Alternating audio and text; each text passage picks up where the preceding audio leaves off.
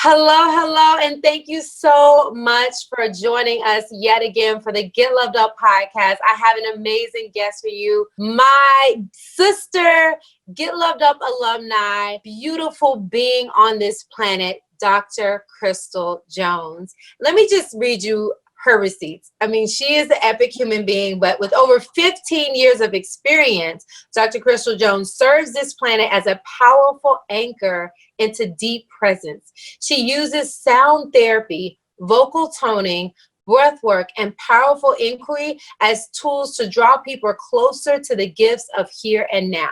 You'll find her in the corporate arena as a presence coach and meditation breathwork lead, and her private practice, The Sanctuary, anchoring presence in many ways and across multiple platforms, conferences, invoking presence through intentional sound, silence, prayer, and meditation.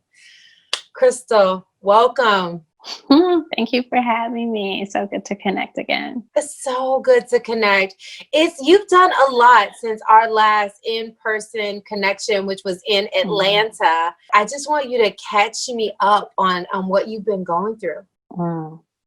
I think the last time that we talked, I was probably about to leave practice. I think that's what was happening the last time that we talked. It's been so long ago, but since then, I've really just moved into just deep presence. Less of what I need to be doing, like modality wise, and more of just like, who am I to be here on this planet? And it really feels like when I come into a room, when I sit with myself, it's just presence. And it's like, how do I create more of that? How do I call presence in my life and subsequently in the life of others? And I found that sound has really supported me in being able to do that. I look at sound as the pathway to the silence, which is really important, because I think there's so many voices in the world that are just like telling people what to do, telling people how to think, telling people how to breathe, telling people how to do everything, when we can get to that silence and hear it on our own. So I did a 200-hour sound healing course and really enjoyed it, and just found my home in creating and cultivating silence through sound, and really creating that sound from silence. It's just so beautiful. It feels like a canvas to me. And so that's kind of what I've been doing since we saw each other last, which is probably a while ago. It was. And can you share, when you say you stopped practice, like what were you doing before that led up until now?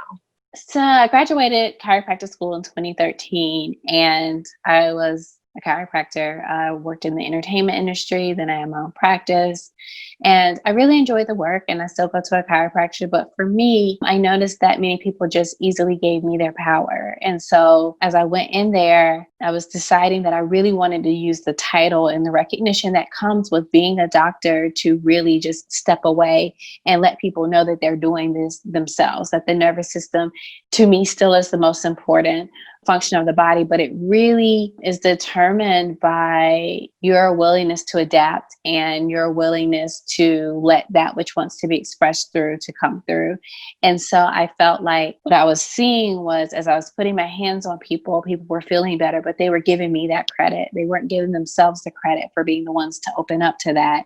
And then once they opened up to that, the collaboration that created the healing. And so I just kind of stepped back, and I kept stepping back, and I kept stepping back. And I just saw people begin to know that they were the ones doing the healing. We talk about that is a principle in chiropractic, that the body has this amazing ability to heal itself. And I really wanted not just to talk about that principle, but to really see people do it. And I knew that what I was doing was cool, but I wanted to take it a step further and create the atmosphere where they had to do it themselves with, guidance or sound or something like that. But I wanted to be hands off for a while. That was kind of even with yoga as well. I think it's absolutely amazing, but I really wanted to be hands off. I really didn't want to lead and tell people what to do with their bodies. I'm a great witness, and it was really beautiful for me to just be able to sit and witness people do their own embodied movement. And so that's kind of where I'm at right now. I went from being in the place where people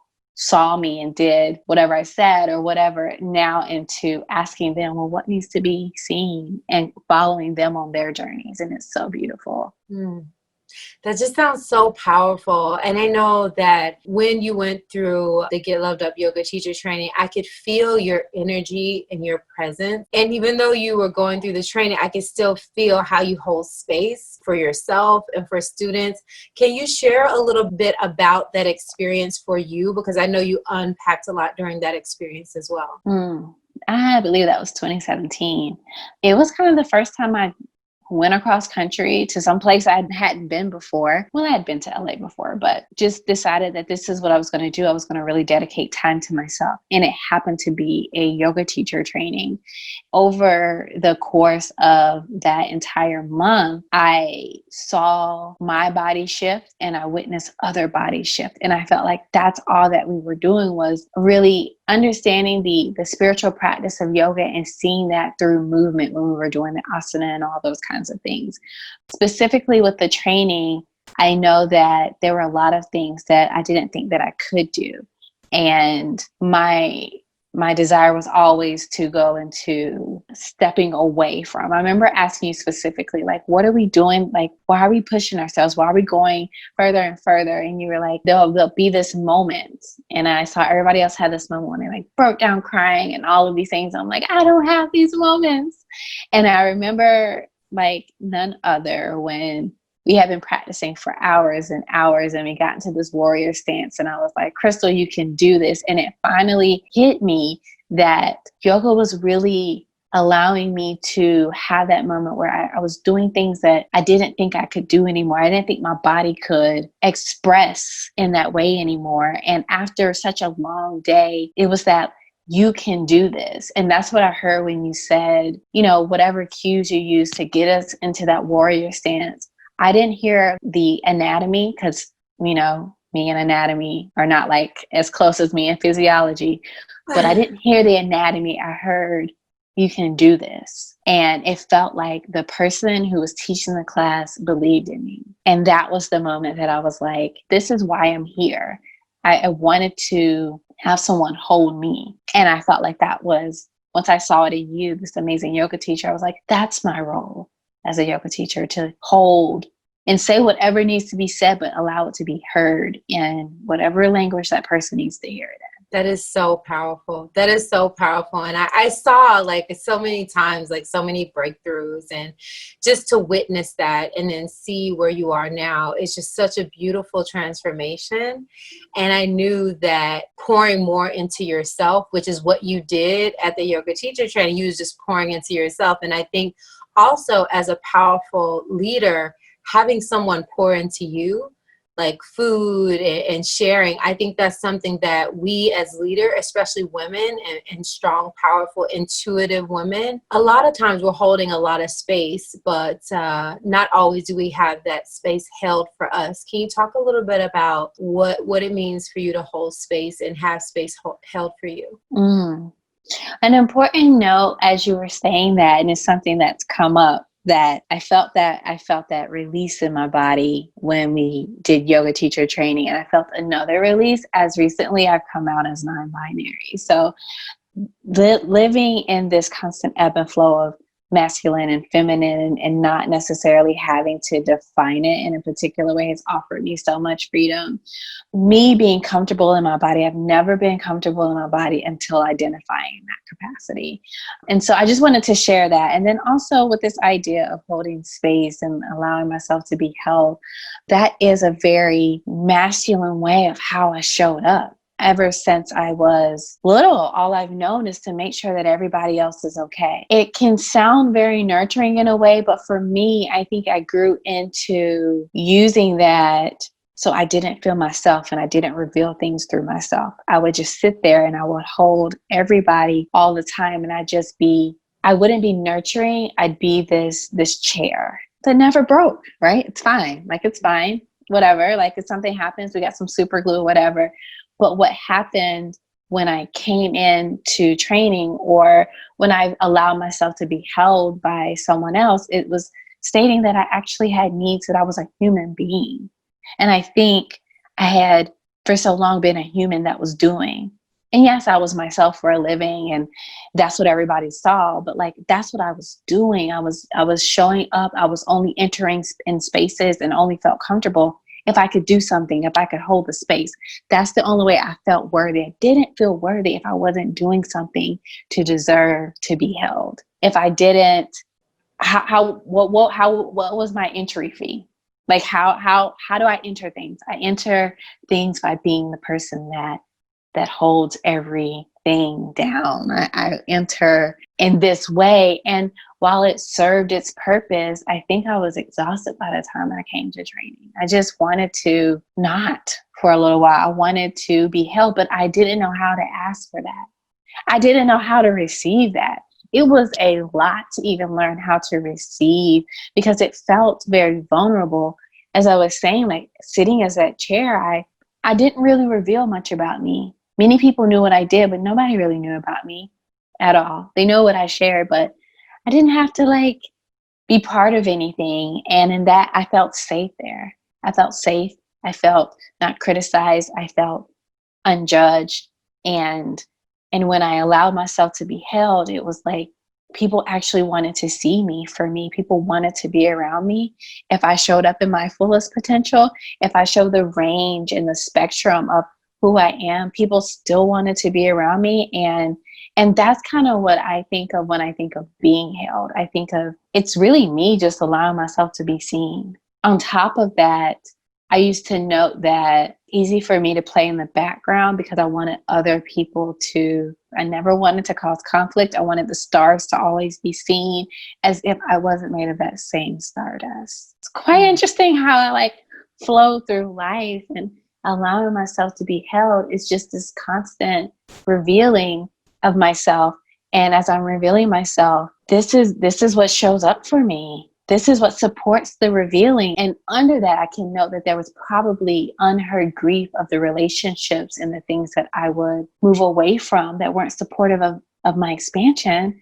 And when I moved away from that, I allowed myself to hold and be held in this revealing state of just knowing like that which is serving the expansion is here. And that is amazing. And that which was serving this older version of me has this amazing capability and freedom to serve something else right now. So that's kind of what I see as held and holding.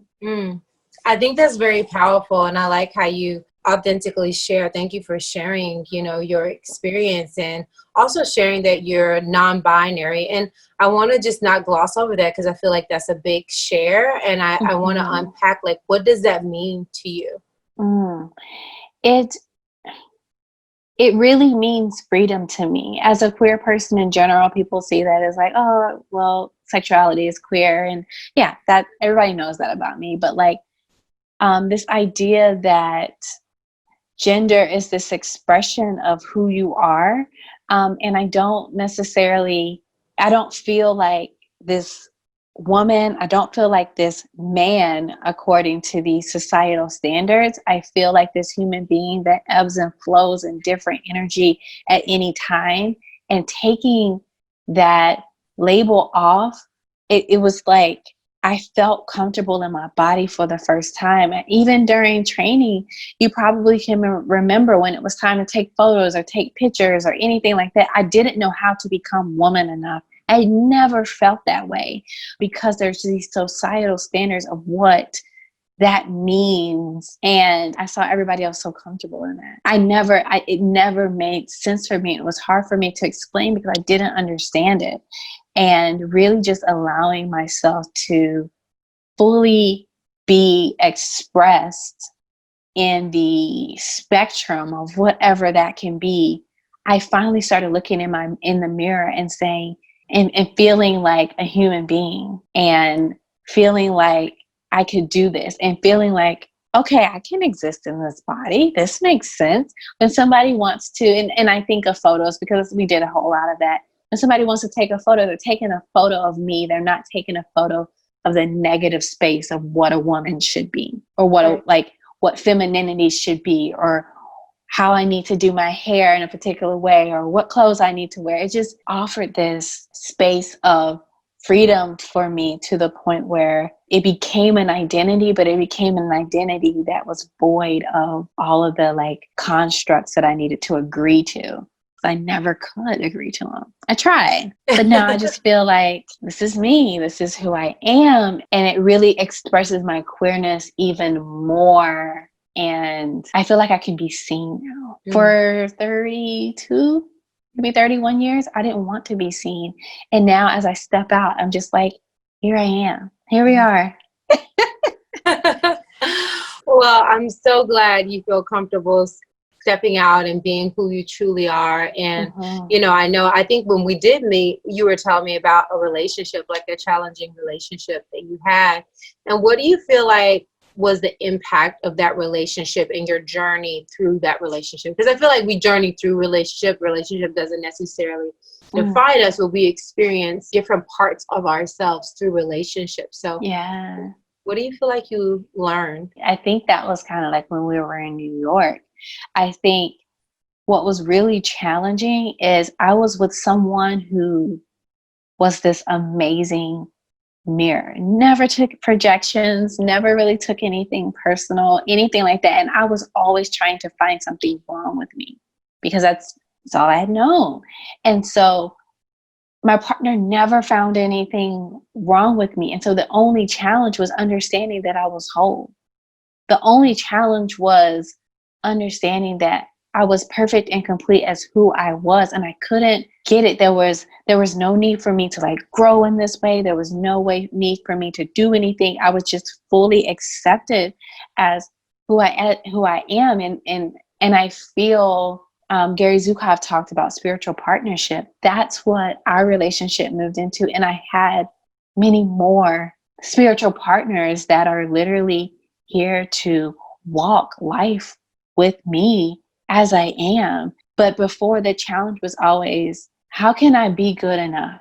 Like, how can I be good enough? And there was never a question of how. It was my mentality. I was so stuck in, I got to get better. I got to do something, that I didn't believe the person in front of me that really thought that I was just actually whole as who I am. And that whenever I had my moments, that was this like beautiful expression of life. I couldn't understand it. And now, obviously, that's not the language that it was spoken, but that's how I'm seeing it now. And I walk into all relationships, no matter what the level of relationships, recognizing that I am whole. I am whole as I am.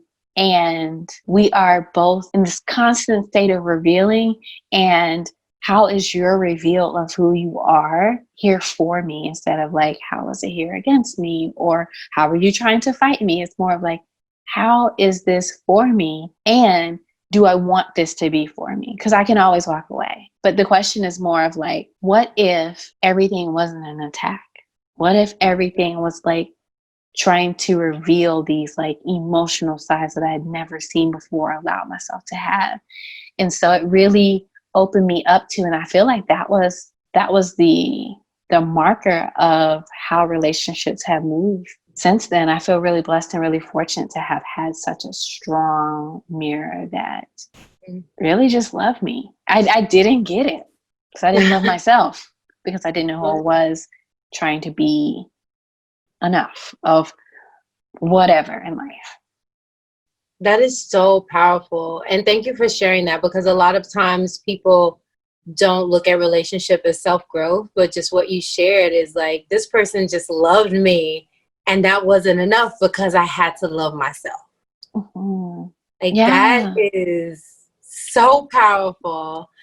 And I feel like self-love is, especially as we're in this construct with having all of this time with ourselves, and we can look outside and look at what's going on and have our judgment on it, and look at what's going on in our household and our family and have our judgment on it. But I think the most powerful thing is actually what you just said, is looking within and asking self, do I love myself in all sides of me? Yes, because it is a lot, but also what's trying to be revealed through me. I think a lot of people, and I'll speak for myself, a lot of the like anger or the grief or the sadness, I wouldn't show because I saw it as a sign of weakness. And so now experiencing life as it is, I'm still moving through seeing those as they are. They're just feelings and they only last 90 seconds. They're not a mood unless I allow them to be a full mood, right? And sometimes they are moods, and it is what it is. But I just think that allowing myself to have the feelings instead of turning that feeling into a projection is really where the self-love comes in, where the acknowledging what's happening, accepting that this is true, and then if I want to, really just moving into shift. But knowing that I don't have to shift anything, because all of the experiences could bring up some fear right now, and it's okay to be afraid. Mm-hmm. And what am I afraid of? And how can I move through being afraid of that rather than trying to fight the thing that I'm afraid of because I don't want to admit that something has power over me? It doesn't. We're just in a collaboration, and something new wants to be birthed. And I'm challenging myself to see that as often as I can see it, but not beat myself up when I don't see it. Right. And do you have any fears right now? As I'm like feeling into like the presence of my body, fear doesn't really exist. And that's just in this moment. Can't guarantee what that would be in an hour. But in this moment, I just feel super creative. I notice creativity. I notice joy. I notice creativity and like, what are we creating with this podcast right now? I notice joy and like connecting with someone that really means so much to me. And just overall love. That's really what I feel in my body. And then I also recognize that being around you, that's generally how I feel when I'm around you. And so that's once again choosing the way that I want to interact with whatever I want to interact with, you know? And other feelings have shown up when I've been around you, but they've all been divine, you know? So that's what I'm experiencing now in my body, and fear isn't really there. I'm not really afraid of anything in this right now moment.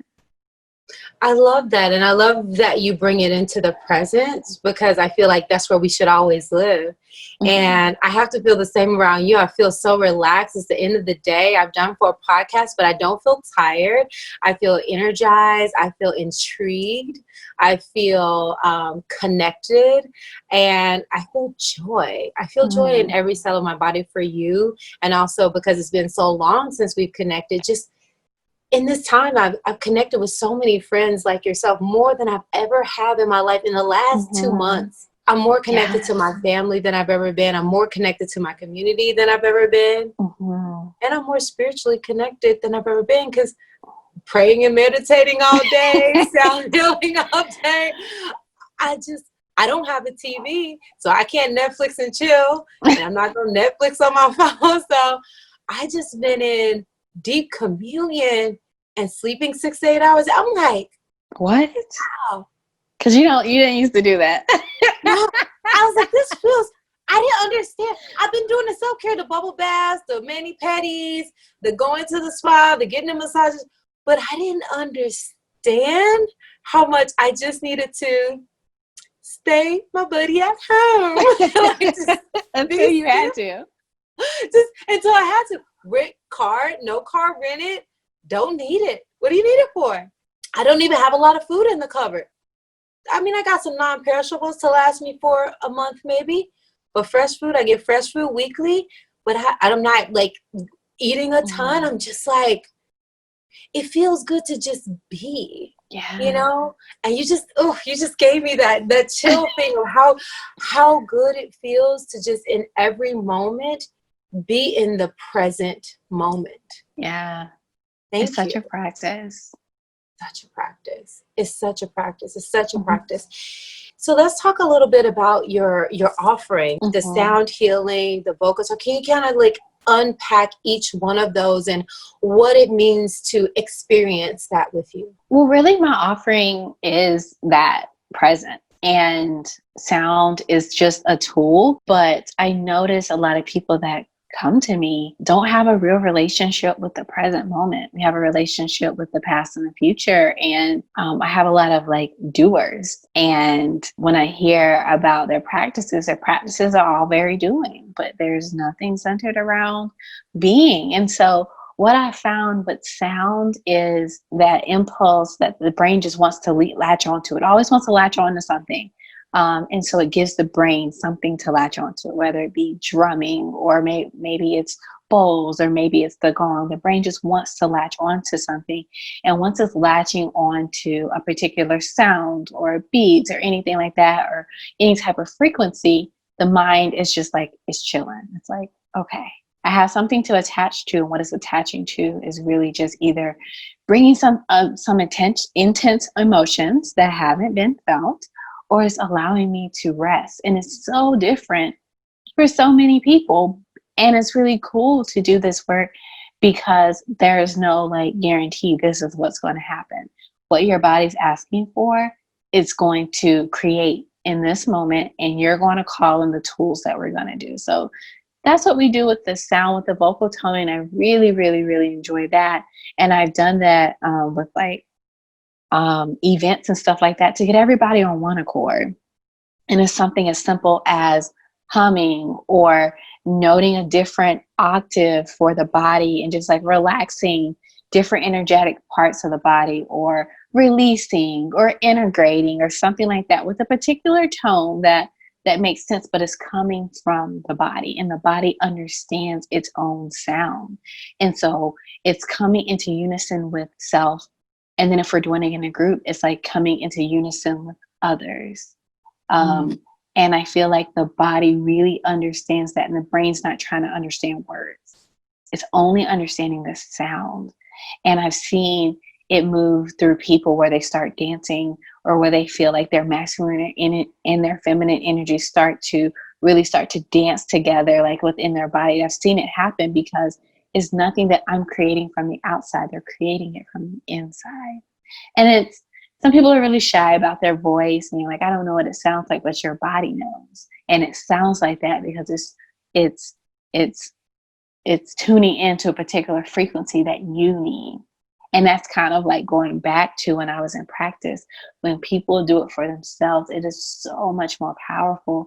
And then it's cool once we do that to bring in other elements, right? Because now we're super clear on who we are. And now you can dance with the music, and you can choose how you want it to move within you. And so we do that. And we also do meditation. We also do breath work, whatever it is that will just bring you into the silence. So when someone works with me now, we have no idea what that time together is going to look like. Who you are when you booked it to who you are when it happens. So right now it's like 3 weeks out. It's a completely different person. And I know that people come in, they're like, I want a sound bath. And I just ask, will we allow that which wants to reveal to come through in whatever way it wants to come through? And it's so interesting how sometimes it's just like 45 minutes of rest.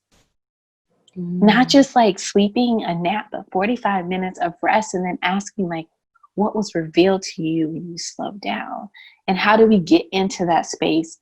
So it's really this trust in divine order and divine timing, and the commitment to whatever time we're together, to letting whatever needs to be revealed to come through. And there's so many different tools that we'll use. But it's more dependent on what does your body ask for. And so we do these sessions in a consistent manner to really build practice on presence, because most time we build practice on trauma. We only reach out when something traumatic happens. And so in order to get attention of the present, the voice within, God, source, universe, there has to be trauma. And so we're just rewiring and saying, we don't have to have that to create this connection. And so at the beginning, it's more like, okay, so I'm just creating this when nothing is wrong. And it's like, yeah, we are, because we don't need something to be inherently traumatic feeling to connect with that which is within. And it's changing. I feel like it's changing the paradigm, because we are so active in fixing what we consider wrong, rather than looking at everything as an activation point to draw us into presence. And when we're in presence, just beginning to reveal and blossom and bloom and really trust that seed inside of us because it knows what to do. I feel that. And I feel like you've drawn me into your presence crystal cocoon, and we're experiencing this transformation together, and it feels so divine, so sweet, so special. It feels good to be with people and not do things to people. Yeah, it really does. It really feels organic. It really feels like I feel spaciousness. And I feel like it's almost like you're miles and miles away, but I can feel your heartbeat. Like I can feel your heartbeat. Like I can feel you and you're not here because of space. Yes. I think we focus so much on the expansion and we forget that sustainability of expansion, you have to have spaciousness. Without space, nothing's expanding. It's doing this. It's doing this idea of coming and going, coming and going, coming and going. But if we have the spaciousness, the expansion has something to hold. And that holding is just, that's how I feel like it grows. I think we have to create sustainable practice in the spaciousness. Otherwise, we're just kind of, we're just getting bigger. And we're getting like, and I feel like sometimes we get bigger and we don't catch our breath when we're getting bigger. It's like running a race. We're just getting to the end. We're not having the whole race of like life. It's more of like, we're just getting to the end. And that feels bigger than what we did before. But like, what if everything that we've done is kind of like continually building on top of each other? And we're using our breath and we're using presence to create spaciousness for the sustenance of that. Like we're constantly feeding all of it. And it feels good. It feels good to slow down enough to be able to connect with someone and feel their heartbeat. But how often are we breathing the same cadence as the universe? Because once we feel the same cadence of the universe, all our heartbeats will be aligned. But we're not usually in that. We're like, we gotta go, we gotta do this thing, hustle, grind, whatever, but like, what if we just continue to breathe the cadence of the ocean, of the rivers, of the universe? I like how you articulated that. And it felt, when you were speaking, it felt like, like you're saying, we were waiting to get to the end and building, but like what we're feeling is the experience. It's the experience, it's the journey, it's the experience during the journey that makes it great. Because if it's just about the end, it's like, okay, you'll get there, but then you'll want to build something else, or you'll want to build something bigger. But did you hear yourself breathe? Did you notice how you shifted and changed and transformed before you became a butterfly? Did you acknowledge the struggle? Did you acknowledge the growth? Did you acknowledge the transformation? Like all those things that make the whole experience beautiful. Are you just happy you're a butterfly now? Right. And everything that you said, did you acknowledge those things as perfect? Because I think sometimes we don't use struggle and perfection in the same sentence. We're quick to say, well, I'm not perfect. And like, why would you call yourself not perfect if you were made in the image of perfection? Something I had to learn as well. Easily, it's an excuse that we give ourselves and say we're not perfect. But what if the whole entire process of becoming a butterfly was perfect? What if perfection didn't associate with the feeling of rainbows and unicorns? What if perfection was just a knowing that is always perfect, and sometimes it just doesn't feel good? Perfection is a knowing, but it doesn't feel good. And it's beautiful to even know, like, if you were born to be an oak tree, that you're going to be an oak tree. There's nothing you actually need to do to hustle to become more of an oak tree. You're not going to be anything else. You can't be anything else. But what if you actually trusted? And I feel like presence is built on trust, right? Because we have to trust that that the unfolding is always whole, is always perfect, it is always complete. The unfolding always is, and it may feel like struggle, and that is still perfection. Because if we can't note the foundation as the perfect breeding ground for what we are right now, then we'll always think of ourselves as a mess. Like perfection can't lead to a mess, right? And so in order for us to even see perfection now, we have to look back and say, yeah, that felt a certain way. And it was the perfect combination for me to be who I am right now. And that person has always been whole. The seed was always whole. It was always whole. Every detour was necessary. Everything was as it should have been. And it didn't always feel good. And those things can coexist. They really can. They have, regardless of what we want to believe. They've coexisted and we've made it.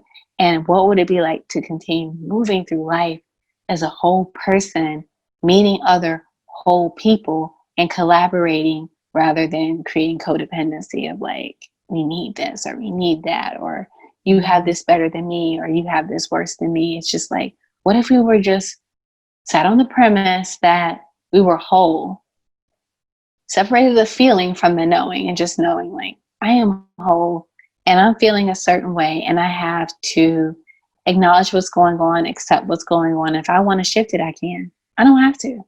You don't have to. You still want to be an oak tree. Wow. I just think that's so magical. And I feel that I just feel so much expansion in my heart when you talk, when you speak, because of the spaciousness that you create. It just, I'm breathing fully, I'm connecting, there's the pace, just everything. And I think that speaks to the space that you hold for people and what you provide for people. And so I just got a couple more questions for you. And I want to kind of dive into kind of what you've been reading lately. Have you, in the last year or two, what are some of your, or maybe even your favorite book of all time that you've read?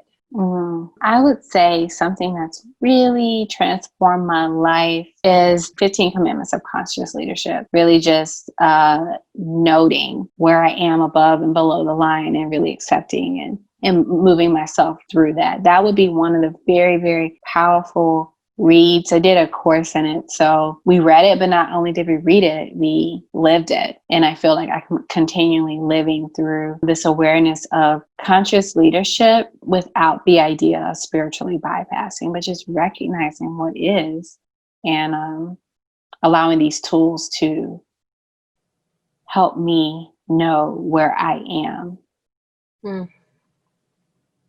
That's powerful. That's very powerful. It's a powerful book. Any more books that you just recommend for people on their journey to that connection with self and present? I'm currently involved in pleasure activism. I like it so far. I love this idea of centering life around pleasure, this new way of thinking. And the author also wrote Emergent Strategies. So I will actually listen to that on Audible. So that's where I will be going. If anybody wants to follow me on that journey, feel free to buy those books. And, obviously it won't be a book club or anything, but that's kind of where I'm feeling right now, of just centering pleasure. When I'm asking myself, do I want to do something? Is it more of like what I want to do? Or am I trying to avoid something, or like what's leading me? So I would go with those. The one for sure, the 15 Commitments, and I'm really enjoying pleasure activism and looking forward to Emergent Strategy. Awesome. I love that. Thanks for sharing. And any podcasts that you love or that you're really into just right now? This is really making me think of like the time that I'm creating for myself, because I can easily say, I haven't had time to listen to podcasts, but I love Black Girl in Om, of course. And another one that when I have the time, I listen to Therapy for Black Girls. And one that I'm wanting to get into, and not wanting, that I will get into, is Brene Brown's new podcast. Newer, I'm just catching on. I want to create time. And so right now, as I'm saying that, I'm asking myself, how will I create the time to listen to those podcasts and feed myself? So thank you for asking that question. Thank you for sharing. Thank you for sharing. Because I'm seasons behind. And like you said, you're in the present. So if you get to it, you get to it. If you don't, you don't. And either way, we got some new ones that we're going to check out. So right. Thanks for the heads up. And last question, what does love mean to you? When I think of love, I think of it as God. I think of it as universal consciousness. I think of it as all there is. It's this ever encompassing, all knowing presence that guides every single one of us and everything that's in creation. As you say that, I just go into like deep prayer and just knowing that love is the existence of all beings. It is. It just is. I don't even know what it means. It is. Mm. It's kind of like asking me, what do I think God is, or what do I think the source is? Because I think they're all the same. I don't know what they are. I know that they are, and they are feeling, and they're just a knowing that it is. It is. That's all there is. And we're constantly, I am constantly remembering that that is all that there is. Love is all there is.